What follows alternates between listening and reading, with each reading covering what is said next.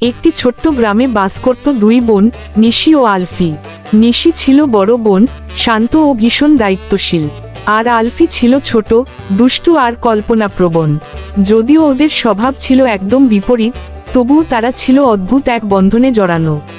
নিশি সকালবেলা ঘুম থেকে উঠে মায়ের কাজে সাহায্য করত, বাড়ির ছোট কাজগুলো গুছিয়ে রাখত।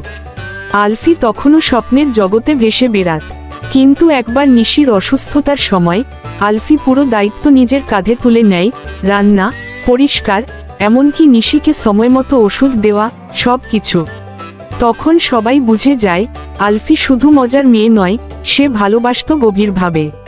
একদিন গ্রামে এক মেলা বসে। দুই বোন মেলায় যায়। আলফি খেয়াল করে নিশি চুপচাপ। সে বুঝে যায় নিশির কিছু মন খারাপ। সেই নিশির জন্য একটা হাতের কাঁথা কিনে দেয়, তাতে লেখা ছিল, তুই আমার সবথেকে ভালো বন্ধু। নিশির চোখে জল চলে আসে। সে আলফিকে জড়িয়ে ধরে। তাদের সম্পর্ক এমনই, কখনো খুনসুটি, কখনো ঝগড়া, কিন্তু সবকিছুর ভেতর এক গভীর ভালোবাসা।